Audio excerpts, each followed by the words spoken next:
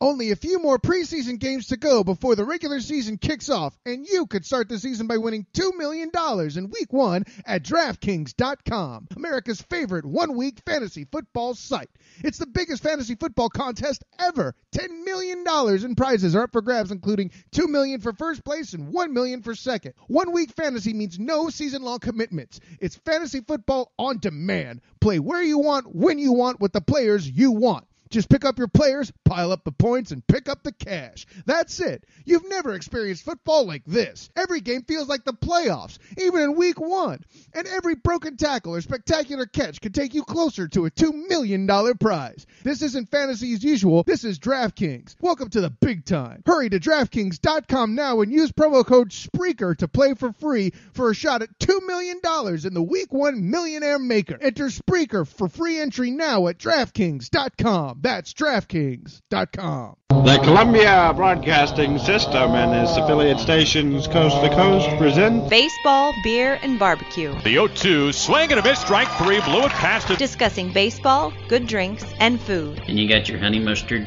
I love mustard. With Ted Hicks and Lee Vowell. Well, big deal. I am very professional. On the Happy Hour Network.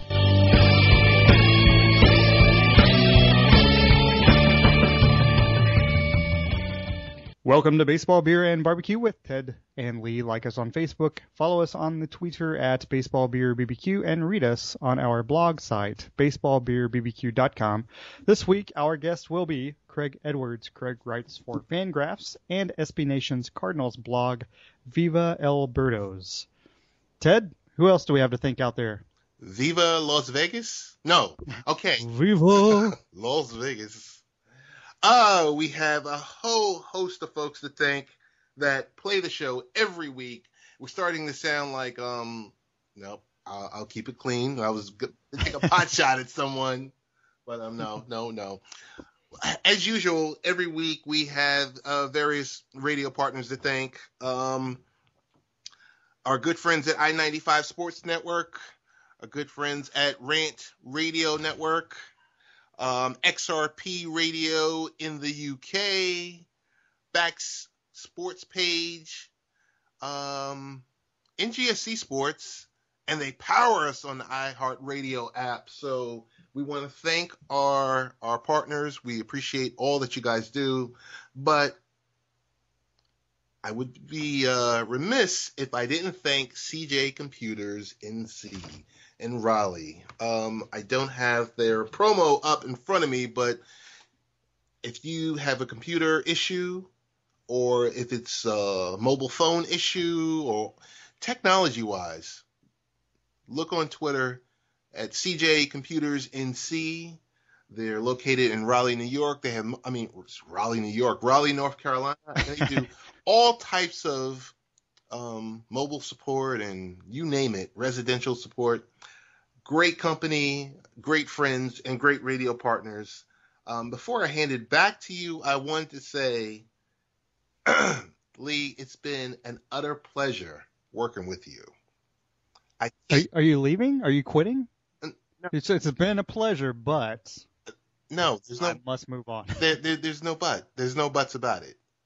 Well, there's but, B-U-T, the preposition, but then there's B-U-T-T, the other thing.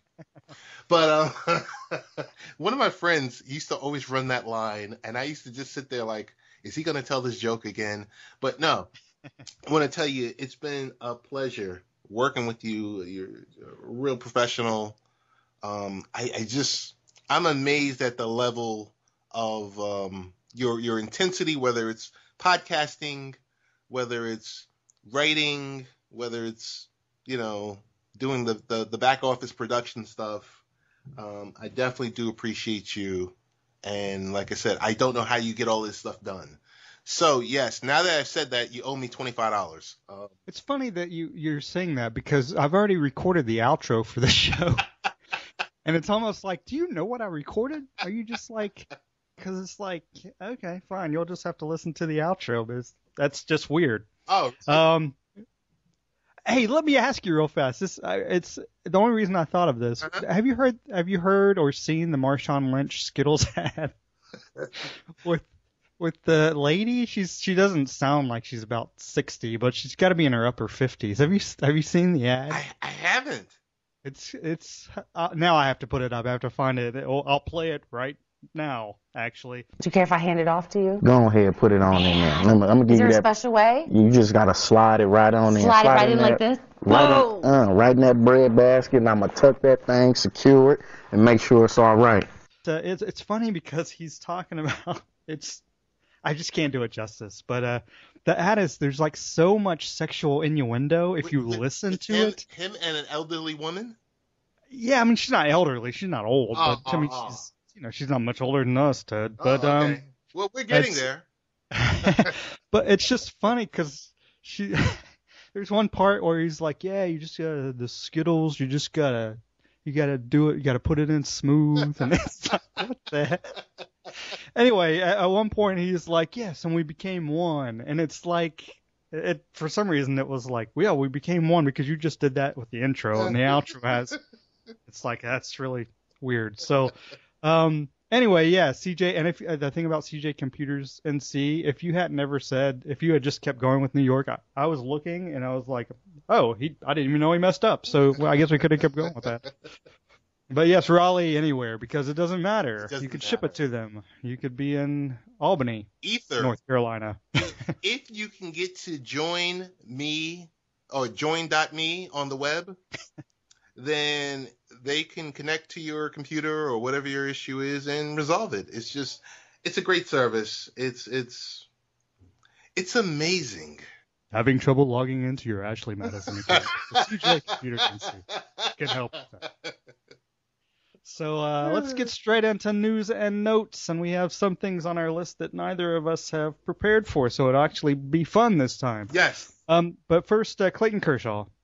In his last 12 starts, he's 7-1, .95 ERA, 120 strikeouts, only 8 walks. He, started off kind of rough at the beginning of the season, very un-Kershaw-like. It seemed like almost be like a holdover from the playoffs of the last several years because he hasn't pitched very well in the playoffs. But as Kershaw and Greinke, now that the Dodgers have expanded their lead, when I kept saying, oh, they're not going to make the playoffs. Well, I'm going to keep saying they're not going to make the playoffs because now they're 7.5 games up over the Giants, which is crazy because last week they were 3.5 and looked like they could have lost that lead altogether in the series that they ended up sweeping. But, we've talked about this before, but Greinke and Kershaw, the best 1-2 punch in Major League Baseball. Is there any question that they're not the best 1-2 punch? As much as a Citi Field homer as I am, there's no way you can say they're not the best 1-2 punch in the league. Period, hands down. And I'm sure we're gonna have people bashing us all across America, talking about, oh well, you're not thinking about my favorite pitchers. No, come on. There's Greinke, there's Kershaw, or you flip flop it. Hands down, best in the league. I would love to say Harvey and the Degrominator, but no, I can't. Is that actually what they call him? They call him the Degrominator? Or did you just make that up? Because if you just made that up, you got to hashtag that. That's pretty awesome. Oh no, that's what we call him up here, and the T-shirts and everything else like the Degrominator. Okay, so I mentioned something pre-pro, as we used to say, about New York State. Today is the first day, yes, and this is not necessarily baseball related, this is sports related, in general. But, today is the opening day really the opening day, even though my University of Washington team lost last night, 16-13 at Boise State, not a bad loss, right? A game they should have tied up at the end, but just missed the field goal. Anyway, so, where I live currently, the southern United States, obviously huge college football country. College football, in the Northeast just doesn't seem like it's maybe that big because, you have other professional sports. There's a lot more people. There's other things to do. But my point isn't college football per se. It's more that we hear, I listen to a lot of Seattle sports radio, and they're talking about, there's no NFL team in Los Angeles. And just Los Angeles fans don't seem to care because there's so much else going on, right? But New York fans are passionate about their sports, and New York, last time I looked, is bigger than Los Angeles. So why is the stereotype the difference? You live in New York area, so it's like why is there that stigma that Los Angeles fans are so much to do, so they don't care about their sports, but New Yorkers are so passionate about their sports, and there's just as much to do in New York. Maybe because of the lack of transplants. I'm not sure. Oh, that's a good point. I hadn't thought about that actually. Yeah, I'm sitting here because good question, great question to put me on the spot about. But no, it's also pi divided by no. Right. Because I kind of look at LA as the same way I look at Miami. Well, not just per se Miami, but you could say Florida. New York fans are passionate about everything they do. It's the hustle and bustle. That's one piece of it. The other part of it is, I thought the question was going to gear towards well, Ted, you technically don't have New York football up there. I mean, well, no, you've got professional football. Okay, well, let's break it down. First of all, I do want to say the Los Angeles fans, it's kind of interesting. Maybe it's just really NFL because they seem to follow USC pretty well. Yeah. The basketball teams both are successful. The Dodgers obviously do really, really well. Even in bad seasons, they still draw a lot of fans. Mm-hmm. But, college football, why do you think it's not so big in the Northeast? Not just New York, but in the Northeast. I don't know. It's like you said, down, further in the South, it's kind of rough because I'm going to say down in the South where, football is heavy and just college sports is heavy, where it's just the opposite up here. We just have, and it sounds like a cop-out also for LA. We just have, for professional sports, we have so many options, so many teams, so much to do. I mean, when you sit here and say New York has 8 professional sports teams, and you're like, oh my goodness. And on certain days, you can go to multiple events. I mean, your pockets will be drained empty, but you can go to, let's say, a hockey game and a basketball game. You can do that in a 24 or 48 hour time span. But in regards to football up here, I mean, people support, NCAA basketball. I don't know, because when it comes to football, I think, well, we got Rutgers. And we got Rutgers. That's true. And that's in New Jersey. That's the State University of New Jersey, isn't it? Yes. And I'm sitting here saying, okay, we got Rutgers at exit 9 or 8 on the New Jersey Turnpike. And I'm like, But at the same time, we have, MetLife, where all of us who are actually fans, we'll drive to go see our Jets or Giants and support them. That's a really good question. College sports in the Northeast is just, like you said, it's not really a big thing. I've never been to a Rutgers game, and I'm sorry, Bobby, at I-95 Sports. Not that I'm not interested or anything else like that. I've never been to a Rutgers team, and I probably won't go to a Rutgers football game. They're not a power. They're not. No. I mean, there's not a draw. The last thing that I can remember with Rutgers was that the AD, the athletic director that got hired. Well, remember we had that one athletic director that threw the basketball at someone's head or something like that? Yeah, it was a basketball coach. Yes. And then you had the AD who wouldn't step down, and she's still in power there. It's just how college sports and politics behind it. Hey, I just got an idea. Everybody, or a theory, I should say. Everybody says that, the South is, we do not have, Atlanta's a big area, right? And Charlotte's a big area, and Florida is kind of like, it's southern, but really South Florida is not the South. I mean, I don't mean to offend anybody by saying that. It's just they have their own identity down there, and they're not part of the South. Okay. And it could be that the populations are more state-centric instead of metropolitan city-centric. So maybe it's one of those things where you have New York City and you have Boston, but, Maine's football team is actually pretty good, but nobody lives in Maine. So maybe it's a matter of the population centers are so centered in those pockets, those cities, even though they're massive cities, they're so centered there. Whereas in the state of Alabama, the whole state of Alabama follows University of Alabama because there's not one centralized population area. I wonder if that has something to do with it. Could be. I think that's a great question, or that could be the next Lee Val article that appears in the 6 million places that you write at. That's right. And yet, ironically enough, I only write at baseballbeerbbq.com once in a blue moon. So right. Go figure. That's the great thing about it. Barbarianism belongs at home, and I haven't eaten my own lately. So, but okay, let's get back to baseball. I don't know how we got off subject. That was my fault. No, it's okay. It's fine. Albert Pujols hits not Homer Hicks. That would be bad because then he's suspended. But he hit home run number 555 earlier this week to pass Manny Ramirez. You know, Pujols used to be a big deal. The guy has never, as far as I know, he's never been implicated in the fact that maybe he took PEDs. But, you know, he used to be a big deal. We used to talk about him a lot when he was in St. Louis. Now he's in a bigger area. But it seems like the talk about Pujols, not only has it died down because everybody in the world wants to talk Mike Trout, which is fine. He seems like a decent guy, and he's a great player. Face of baseball. But should we not be talking Pujols?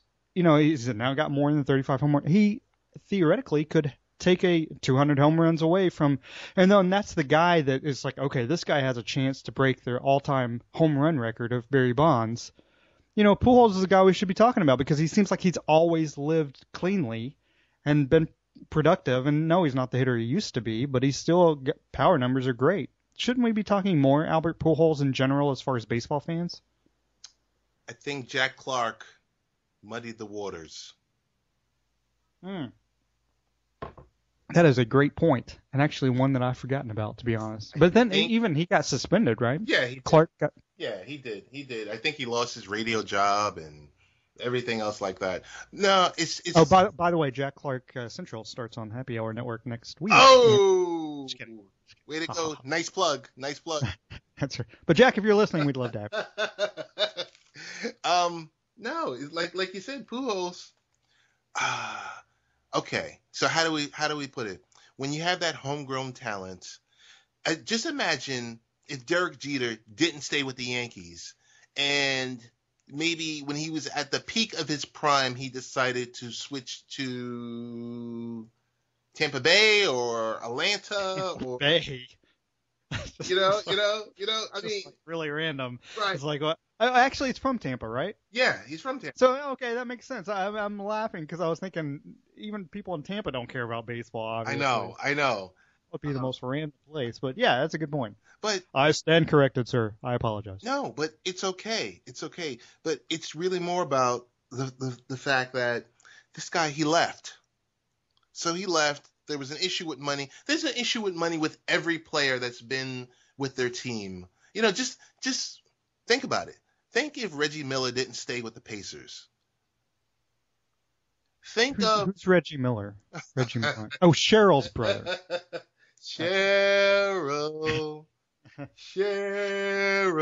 So but no, it's great. Seriously, this guy, he left the homegrown market that loved him, that adored him for everything that he did. You know, now you're in the market, like you said, much bigger.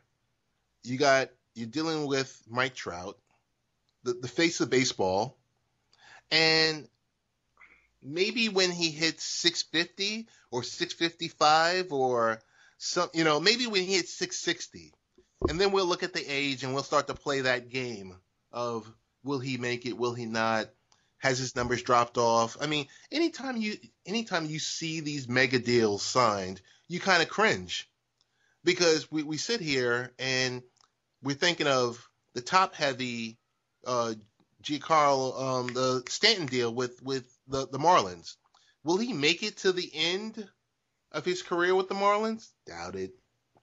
But your question is, why aren't we talking? He might still be playing, but he won't be a Marlin. No, he won't be a Marlin. Why don't we talk about him anymore? Because the game has changed.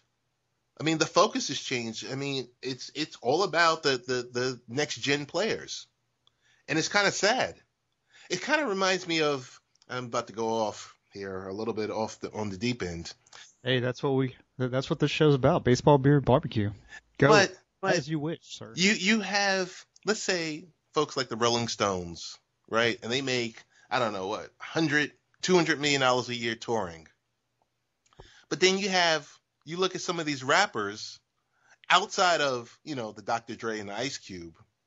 You look at some of these rappers, and the minute they've, their second or third album is done and they've totally flopped, and, their house has been repoed and the Mercedes and everything else like that, and entourages are no longer there, you don't hear them because there's no longevity.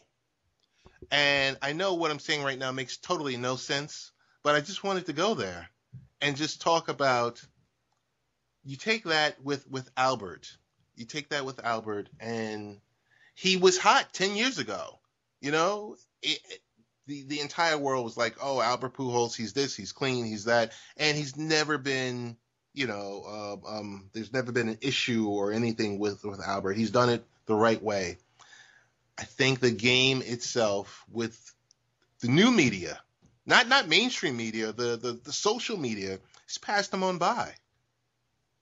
That's a good point. Yeah, social media. And I think you have a great point about the music because, first of all, it's the music industry. But, yeah, I look at I jokingly for myself, look at the charts, like the singles charts. I don't know anybody on there. And they might have one song and then they made their money and move on. But Rolling Stones, excellent point, because if they were out today, they'd be like, okay, well, we heard about them for 2 years, never heard from them again.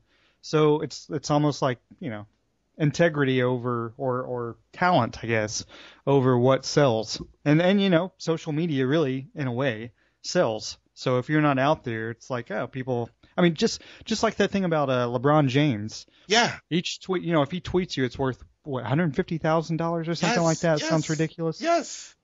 So and if I retweet you, I actually have to pay you $150,000.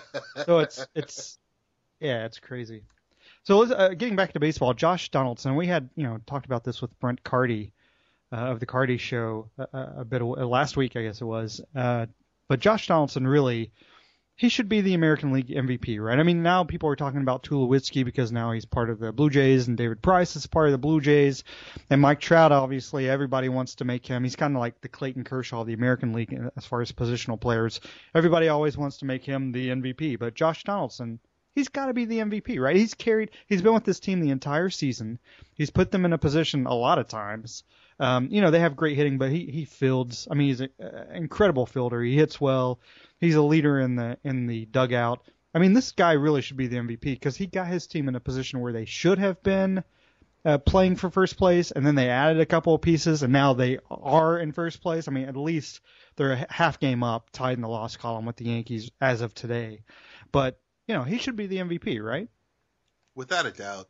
I think Mike Trout is similar. We were just talking about it. Mike Trout is like LeBron James, where you're going to say, hey, he's going to win every year regardless. And unless, someone comes out and, shows out and has one of those type of seasons that, like let's say like a KD had a few years ago or Steph Curry had this past year. But Donaldson definitely. And just to think, his 2015 contract status, $4.3 million he's making. Look at your return on investment on that one. Yeah, I'll never understand why the A's traded him. I mean, I know the A's make moves for money, but this guy, they had him under control for a while at a very team-friendly contract.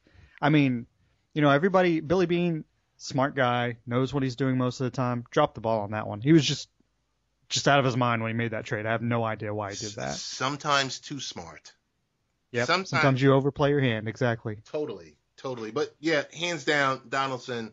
The fact that the Blue Jays are a half game up, yeah, that's something right now.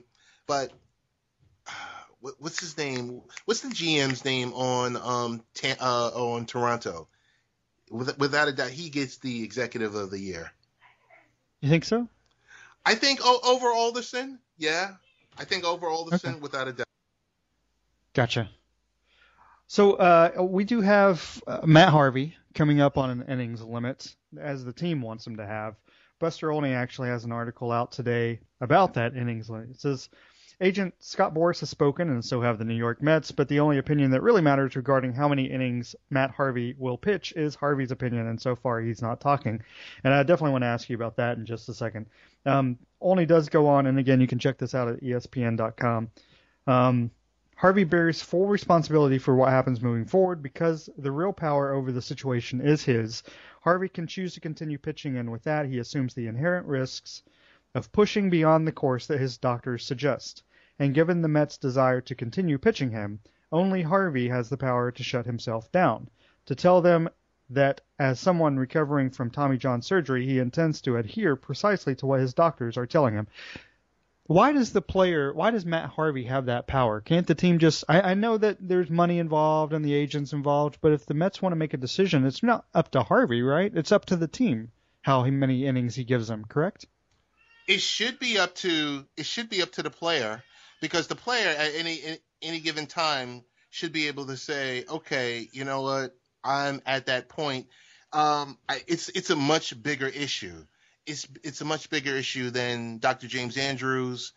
The issue is going to hit its head before his contract is up with the Mets. The fact that you have Sandy Alderson, who is a very shrewd executive VP and GM and former CEO of teams, Scott Boras, who's going to get the most for his players, and you have an ace in a hole like Matt Harvey.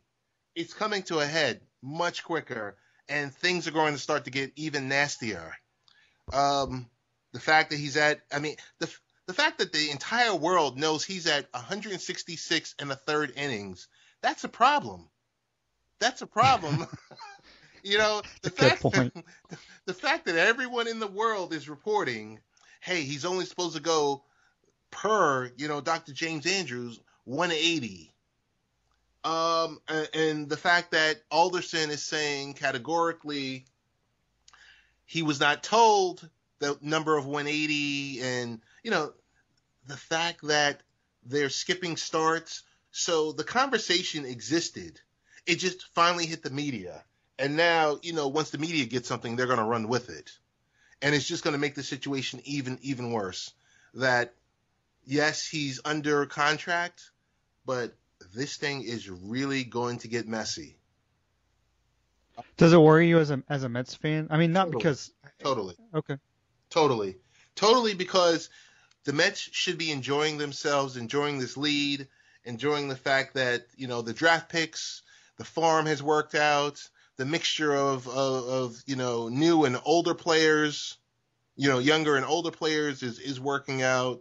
This is the breakout season for them that no one really expected. People were really hoping more for next season. It's a problem. It's really a problem. And the fact that you're dealing with a team that fiscally is not able to, down the road, are they going to be able to keep all three of these guys when, Harvey's going to request a $200 million, or we think he's going to request a $200 million, contract? It's bad. I mean, I kind of try to, look at things, what do they say? The glass half full, but I'm concerned. I'm concerned because they're focusing on this type of stuff when they should be focusing on beating the Marlins and increasing that lead and looking at, the magic number being 23. If you don't win this division, you're not in the playoffs, period. Yeah, isn't that a weird thing that's happened with the NL Central? And we'll get to the standings in just a minute, but it's like, I'm a Dodgers guy, but if they don't win the division, they're not going to the playoffs. Right. So it's really weird how there's three dominant teams in the NL Central, really baseball overall, not just National League. And let's talk about the standings. Let's get into that. And I do want to interject one thing. A lot of people are talking about Zach Greinke can actually opt out of his contract at the end of this year. Wow. But yeah, as opposed to, I don't know I think that's fairly common knowledge. I'm not sure, but I didn't know. I didn't know that. Yeah, he can opt out, and that's one reason people are saying, oh, we can sign Zach Greinke if he chooses to opt out. The thing I feel confident about is I don't have a team, I don't follow a team that's my team, but like the Mets, no offense, the Mets are in a great position for years because the pitching's so good, young pitching is so good, but I also don't follow a team. Most of the teams out there, the team that I follow most closely are the Los Angeles Dodgers, and if Zachy does opt to opt out. Sorry to use the same word twice. I feel confident that the Dodgers they don't care how much money they spend. They're kind of like the Yankees used to be. It's like, oh, we'll spend, whatever it takes to sign this guy because they will. He's been successful, and the fact that he's pitched in Los Angeles and he actually seems to be happy there, and he's pitching so well, there's no reason at this point why they would not sign him to a new contract, even though he already makes tons of money. So getting back to the standings, the Blue Jays, as we talked about, half game up over the Yankees. The Rays, 2 games under 500, but 10 back. In the AL Central, the Royals are now 657 games up over the Minnesota Twins. The Astros still leading their division, 3 games up over the Rangers. If anybody would have guessed or told me, hey, the Rangers are actually going to be in play in the AL West before the season, I would have said that's crazy. It's funny because they're actually a 26-game run deficit for the year, but they're 7 games over 500, actually playing really well lately. Even though 6-4 in their last 10, really over the last second half of the season, they've played really well, and only 3 back of the Astros. Astros 5-5. The Astros may make the playoffs. They may win their division, but it'll be interesting to see if they actually move much past that first round of playoffs. The Mets, as you mentioned, 5 games up over the Nationals, who are playing a little bit better lately. They have won 3 straight. They're 4 games over 500, but the Mets, they really control that division. The Cardinals, it's they're losing ground because they're now not 40 games over 500. As when we discussed that with Craig Edwards, we actually recorded that interview a couple of days ago. The Cardinals were actually 40 games over 500. Now they're only 38 games over 500. They've lost 2 straight. They're 5.5 up over the Pirates and 9.5 up over the Cubs. And the Dodgers are now 7.5, 8 in the loss column up over the Giants. The Padres 5 games under 500, hanging in there at 11.5, along with the Diamondbacks, who are 5 games under 500 as well. That should be the Dodgers' division to lose. And as we look at the wild card standings, the Yankees are basically in the playoffs. They're 5 up over the Rangers. So it looks like the Yankees should be in the playoffs, which is good. It's good for baseball when the Yankees do well.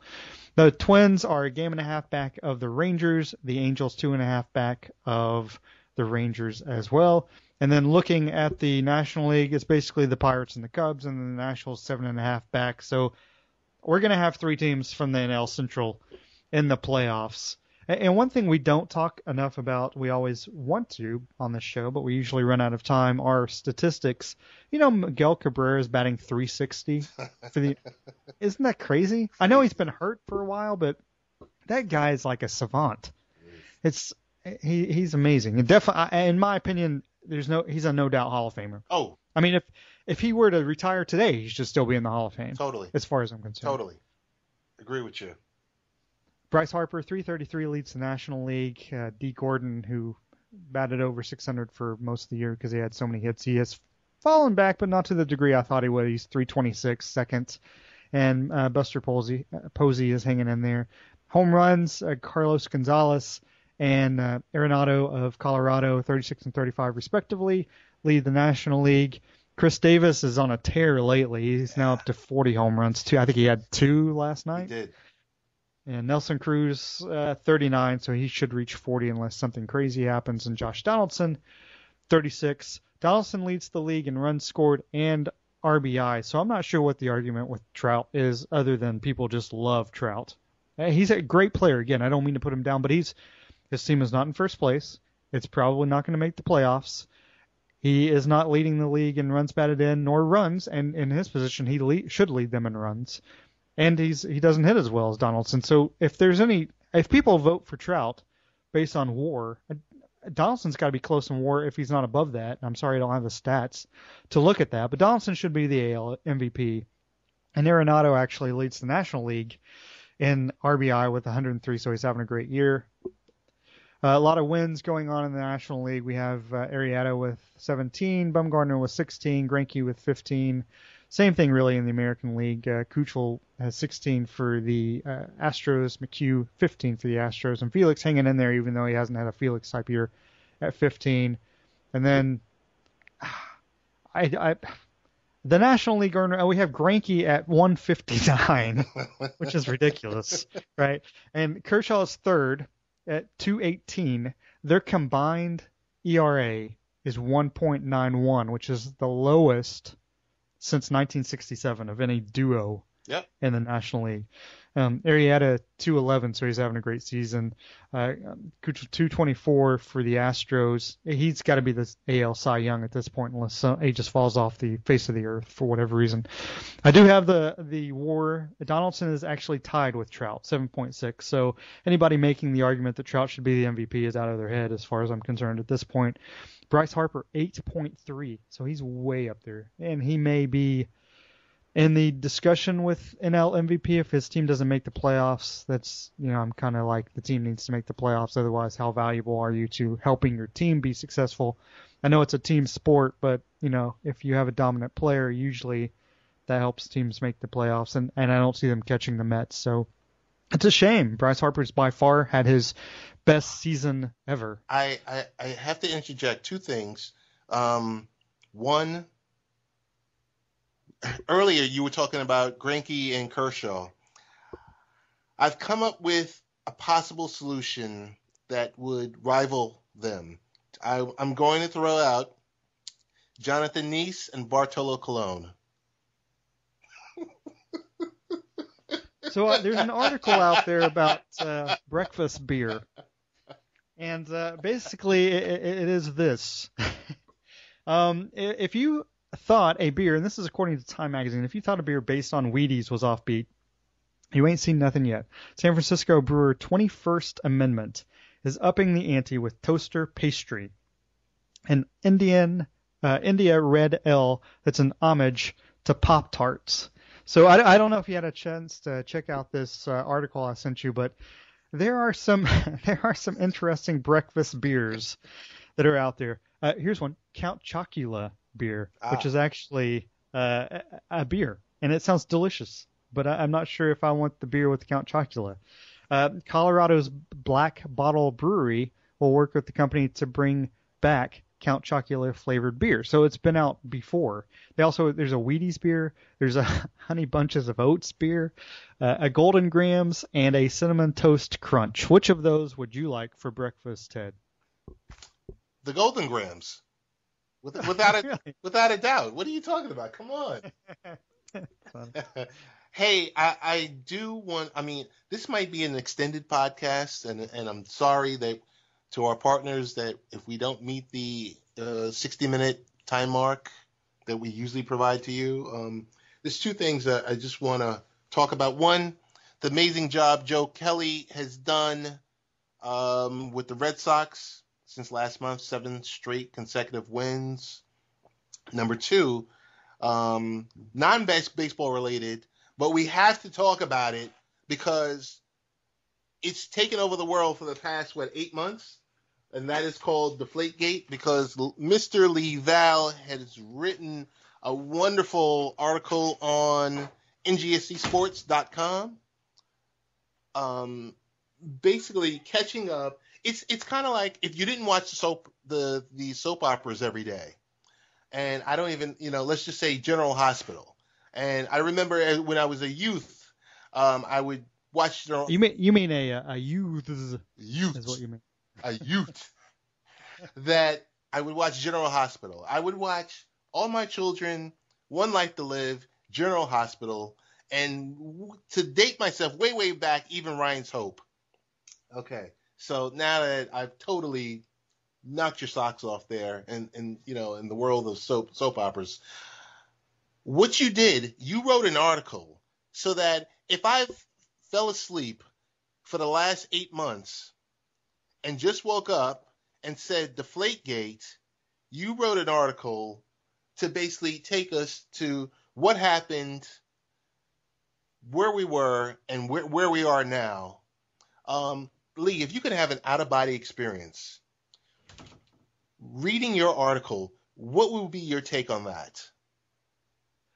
Actually, I won't even use my own words. Basically, it comes. I listen to a lot of Seattle sports radio, and there's a show called Brock and Salk. Mike Salk actually is from the Boston area, but now he obviously lives and works in Seattle. And he put it succinctly, I think, when he said, basically, the rest of the NFL fans, beyond Patriots fans, view it as, and I think he's correct in saying this, view it as this is a battle between two sides they don't like.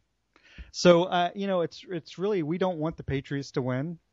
And I'm speaking as a Seahawks homer at this point, but I think I'm speaking for the majority of NFL fans. And also, we don't like Roger Goodell. Right. And, he does run it. He runs the NFL. And I use the word fascist in the article because what do fascists do? They try to run whatever they're running for the betterment of their little group. And Roger Goodell doesn't care about the players. He doesn't care if there's concussions. He only addresses that because of former players and lawsuits and yada, yada, yada, which could cost the NFL, sponsorship money and money out of hand. But it's really, it was really a battle between Brady and Goodell. And my article touches on that a little bit. But it's, Goodell just overstepped his boundaries. And I think he got smacked down this time because he didn't use the CBA. He just thought he would do it however he wanted to. I'll be interested. I want to get your take on this. Do you think the NFL is going to appeal, or do you think they just let it go because they've lost too many PR points at this point anyway?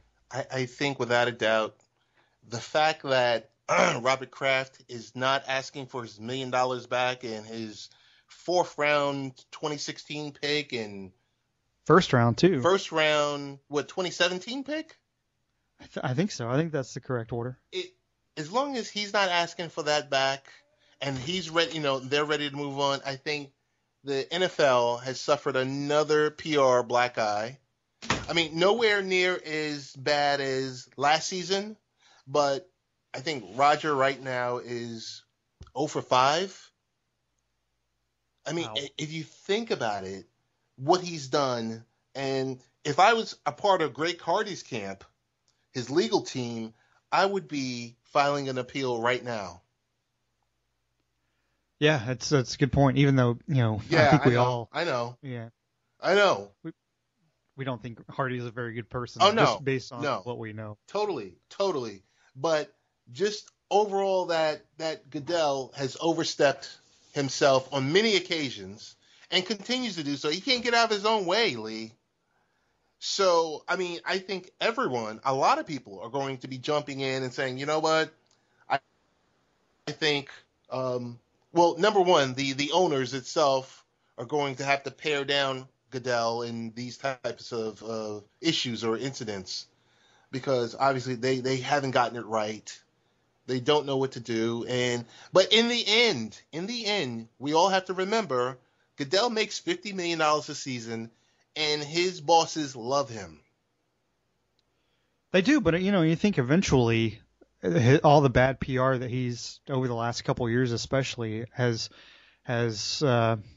for lack of a better term, dwelt on the NFL. Eventually, it seems like it's going to cost them. Just because there's fans out there who they care about the NFL, but then there's some fans who may be new to the NFL, or maybe their team's hot right now, so they're following the league, but all this stuff happens, and it's like, I don't really like the way they do business, and it's just, So, I mean, eventually, he's not going away as a commissioner, but he's not, as you pointed out, 0 for 5. He's not on a roll lately. It seems like he's only going to cause things to get worse. Or if he does happen to cave in a little bit and be like, okay, maybe I need to readjust what I'm doing and how I'm going about my business, doesn't that make it worse for the NFL too? He's in a no-win situation, really. Yeah, I think so. What? He's been the commissioner since 2006. Next year is going to be his 10th anniversary. I don't know. I mean, at what point do you start thinking of succession planning? You mean bringing Bud Selig in as the NFL commissioner? Pro Bowl is now a tie game. Oh, hey, here's one other comment. And not knocking D. Smith, DeMaurice Smith, but if I was Tom Brady, I would be like, you know what, players, you need to let me be your next executive director, because obviously, I think it was more than, I think what you said, it was more Brady and Goodell versus the Players Association versus Goodell. Because Brady, Brady operates on a different playing field. He does. Because of his success, possibly. But, Joe Montana would, again, it's two sides that people don't like, I think, generally speaking. And I don't mean to offend any Patriots fans. It's just they seem kind of, I was having a discussion with the great Mike Patton, who writes at General_MP, if you want to check him out there. But we were both talking about, it's Patriots fans are self-righteous and argumentative, and it does seem that we've talked to them. There are several that I'm friends with who I like personally, but just their ilk seems to be more apt to be that way, and I think it turns off a lot of other NFL teams. Are they successful? And maybe that's one reason other NFL teams don't like them, or fans of NFL teams don't like them. Sure, but you can also carry yourself. Look, how many people, and we're both alive, we've been alive long enough to realize that the 49ers were a great team in the 80s. Do you remember how many fans out there just hated the 49ers? I don't remember that many people hating the 49ers. No, I don't. And to also tell you truthfully, October 22nd, I will be going out to visit Levi Stadium because, I'm like I like to say I'm a super fan. I hope I get to become a super fan one day, but I want to go out there and... You mean a super PAC for Donald Trump? Just kidding. And Ted has left the show. Ted, I apologize. Oh my goodness, but no. I don't remember people hating the 49ers.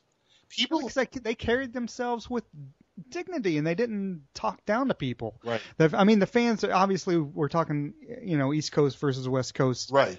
A mental attitude of people, and I'm not saying one is better than the other, but the West Coast has a stereotype of being a little bit more laid back, and the people generally are. I've lived out there. But it's like Joe Montana, Jerry Rice, they didn't talk crap. There wasn't crap. You didn't have a coach. Can you imagine the personality differences between Belichick and Bill Walsh? They're amazingly different. Yeah, totally. It's I don't know. Anyway. Good for Brady. Good for Brady. I'm glad he's going to be there next Thursday. Funny that, Goodell's not going to be there next Thursday. Yeah, that's interesting. And to hear all the banter now about they weren't going to raise the banner if Tom Brady wasn't there. They were going to raise a Tom Brady-esque banner. It wouldn't have been Free Brady, but it would have been something that would have been cutesy for the Patriots fans. You know what? Good for them. I'm happy for them. Great. Right. Wonderful. Let's move on because this has held us hostage. Yes. The NFL has held the other sports organizations hostage, and we had a great hockey season, basketball season. It's a wonderful MLB season, but they show that they're king. They do, and I think that's another thing that annoys me about Goodell and the way NFL does this business is they know that they're the most popular American organization, sports organization, professional sports organization anyway, and they hold that. They don't care about other organizations, which is fine. They don't have to. That's not their business. But that arrogance is a put off to me, honestly. It's not the teams. It's Goodell and the owners themselves. It's like, oh, we don't care about what we do. We're going to London and they're going to take it up the butt because that's what we think. And I'm sorry, you're never going to eclipse English Premier League in England. It's not going to happen. Right. But the NFL, their arrogance blinds them. Obviously, in this case, I think it did. Let's close out before we are joined by Craig Edwards of Viva Alberto's. I do want to discuss really quickly just the U.S. Open. Yes. Catching everyone up to date. We're midweek or mid tournament basically of the fortnight.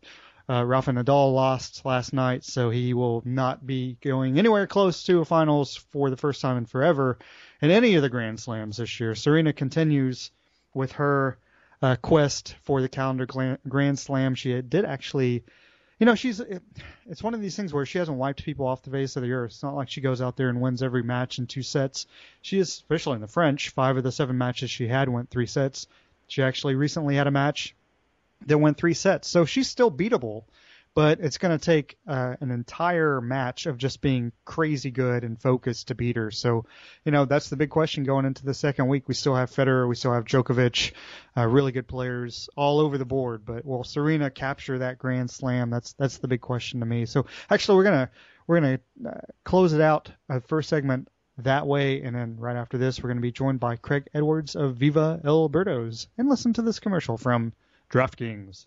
Only a few more preseason games to go before the regular season kicks off, and you could start the season by winning $2 million in Week 1 at DraftKings.com, America's favorite one-week fantasy football site. It's the biggest fantasy football contest ever. $10 million in prizes are up for grabs, including $2 million for first place and $1 million for second. One-week fantasy means no season-long commitments. It's fantasy football on demand. Play where you want, when you want, with the players you want. Just pick up your players, pile up the points, and pick up the cash. That's it. You've never experienced football like this. Every game feels like the playoffs, even in Week 1. And every broken tackle or spectacular catch can take you closer to a $2 million prize. This isn't fantasy as usual. This is DraftKings. Welcome to the big time. Hurry to DraftKings.com now and use promo code SPREAKER to play for free for a shot at $2 million in the Week 1 Millionaire Maker. Enter SPREAKER for free entry now at DraftKings.com. That's DraftKings.com. We would now like to welcome Craig Edwards to the show. Craig is a writer for Fangraphs and is an editor at SB Nation's St. Louis Cardinals site, Viva El Birdos. Craig, thanks for being on. Not a problem. And before we talk Cardinals, I want to ask you if you are happy with the current state of affairs at Iowa Hawkeye football and how much longer Kurt Ferentz should be the coach. Not that I have an opinion either way, but it seems like maybe he's starting to get some negative feedback just because of the seasons haven't gone as well as expected lately. I'd say there's a strong sense of apathy that is running over the program right now. It's still doing well as far as programs go, but season ticket sales are down, and disappointing finish to last season has this season shaping up as what could be a make or break season for at least the near future of the program. It'll be an interesting one, and the outlook doesn't look too good right now.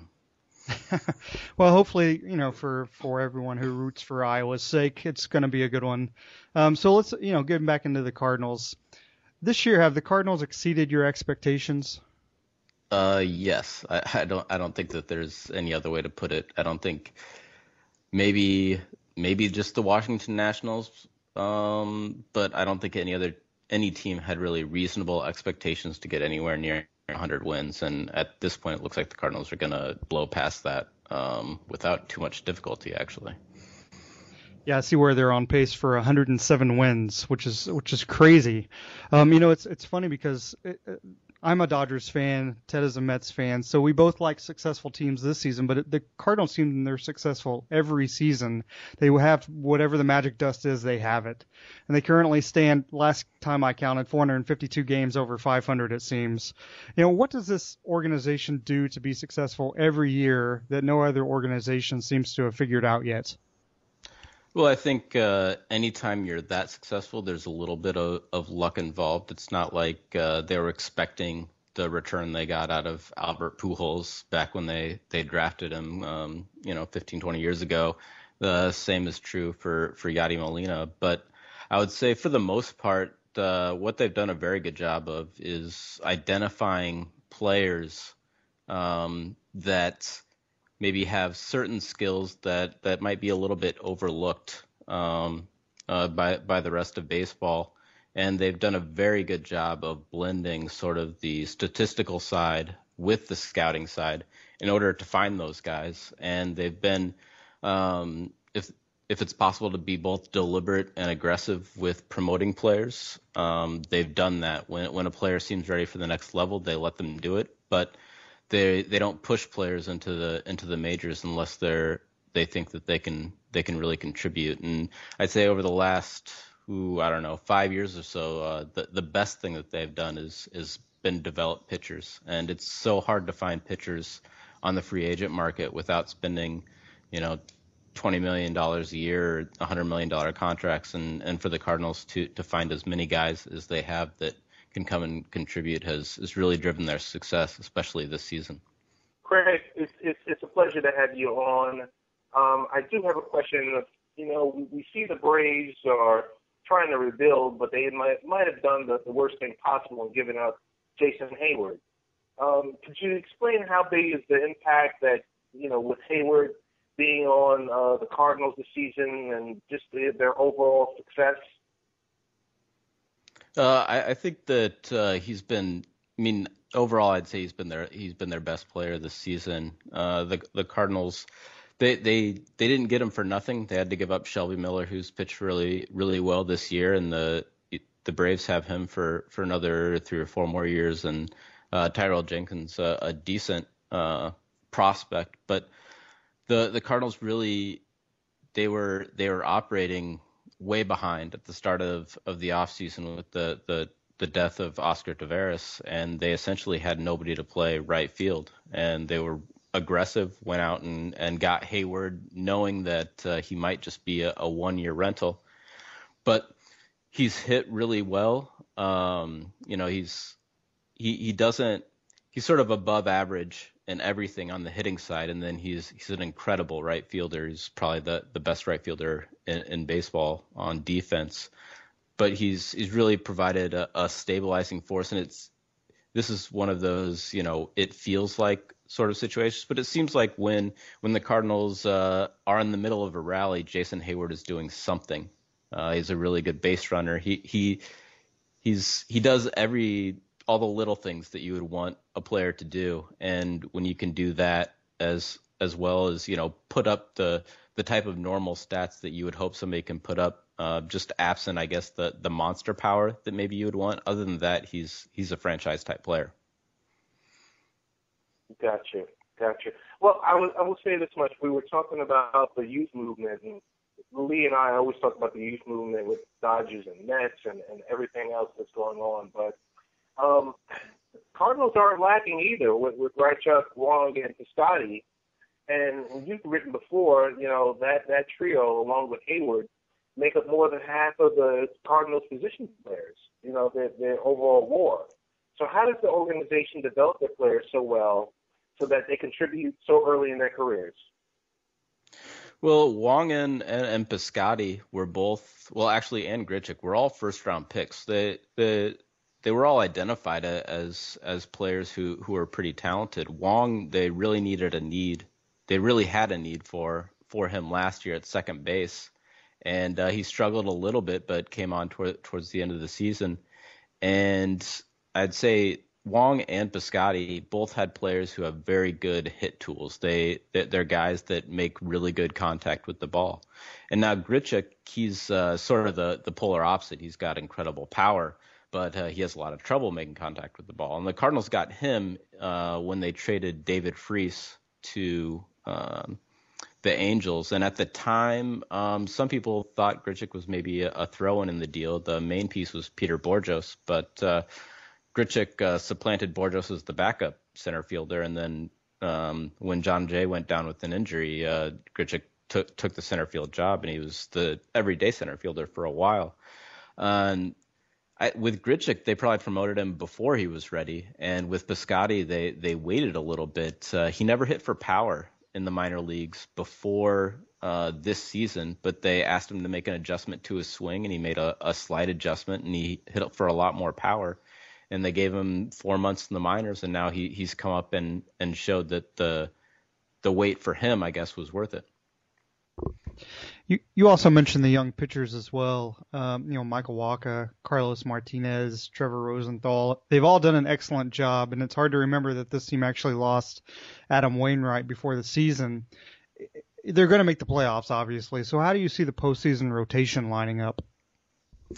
It's a really tough call because they have 5 starters who've all performed really well this year. John Lackey is obviously the veteran, and he's pitched really well, but you can make an argument that he's been their 5th best pitcher. And then you've got Lance Lynn, Michael Wacha, Carlos Martinez, and Jaime Garcia, who's come off a few injury-riddled seasons and has been pitching fantastically throughout the season. If it were up to me, I would leave Lackey out of it. The other 4 guys have sort of shut down stuff like you think that there's a possibility that they could throw a no-hitter every time they take the mound, whereas Lackey, he's a little bit more homer prone. He has more trouble with left-handers than the other guys do. But I think it'll be really hard for Mike Matheny and the Cardinals to not put Lackey in the rotation. So I think probably what you're gonna see is Michael Wacha start the first game, John Lackey start the second game, and between Jaime Garcia, Lance Lynn, and Carlos Martinez, I think we're gonna see the last month maybe decide who should be the pitcher. If it were up to me, it'd be Wacha, Lynn, Martinez, and Garcia. But I don't know exactly how things are going to shake out. I just don't see the Cardinals leaving Lackey out of the rotation at this point. Yeah, that's interesting. It could be that Lackey has the experience, obviously, of postseason play, and going to the hitting side. Matt Holliday is a guy who's been injured, quite a bit this season on and off. But in your opinion, do you think the Cardinals, even though their young hitting has performed so well, do you think the Cardinals have enough experience at this point to win a World Series without Holliday if he continues to be hurt? I think that experience shouldn't be too much of a factor for the Cardinals. I mean, the last year was their fourth straight season into the NLCS. So almost all of the guys have had some sort of postseason play, except for, I guess, Piscotty is the only guy that comes to mind that hasn't pitched in the postseason. Wacha pitched so well 2 years ago. Martinez has pitched out of the bullpen the last 2 years. Lance Lynn has started in a World Series game. So I think as far as experience goes, even without a Holiday in the lineup, I don't think that will be a factor. I think the factor that could determine things is just how good their offense is, and if it shows up. It's been somewhat inconsistent this year. I would say it's an overall it's an average offense, and getting a guy like Holiday back could be a real difference maker, especially since the young guys have sort of shown up a little bit more this year, and adding a good bat to the starting lineup, or potentially moving one of the younger guys to the bench to bolster that area could make a big difference. So, Craig, the question, I guess my question for the day is, what team should the Cardinals fear most in the playoffs?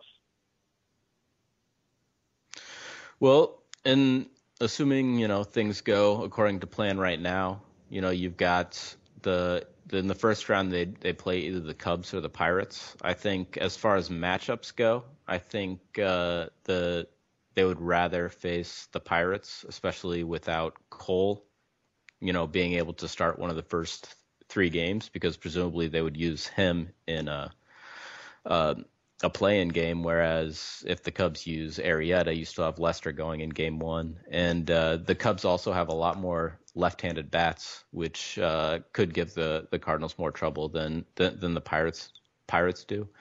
If you're going on after the Dodgers and Mets, presumably, I think the Dodgers is just with Greinke and Kershaw. That's just something that you don't want to have to go through.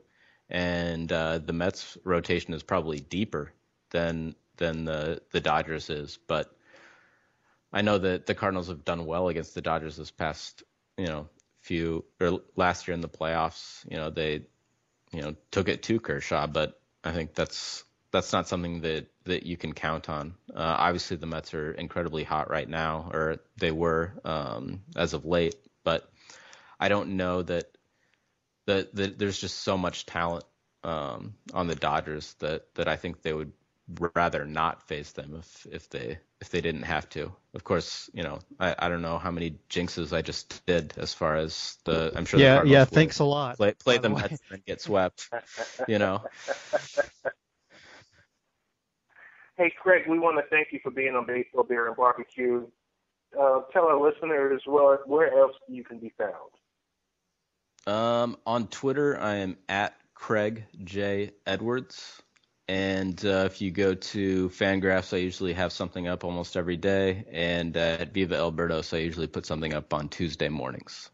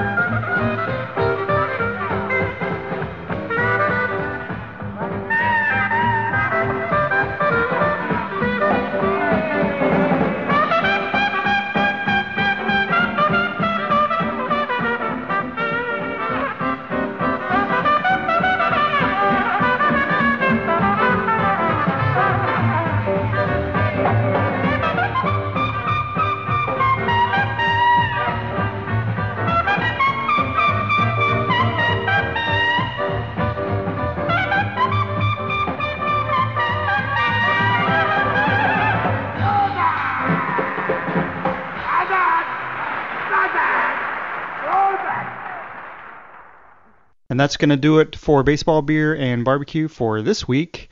We again thank Craig Edwards of Viva El Birdos for being on, and I, of course, want to thank my awesome co-host, the star of the show, Ted Homer Hicks. So tune in next week where we talk more baseball. We're getting deeper into September, so that means playoff runs tighten. Definitely check us out. Thanks. The fans hoping to catch a little bit of the old-time religion right here, baby. With Junior stepping up to the plate. Here comes the stretch.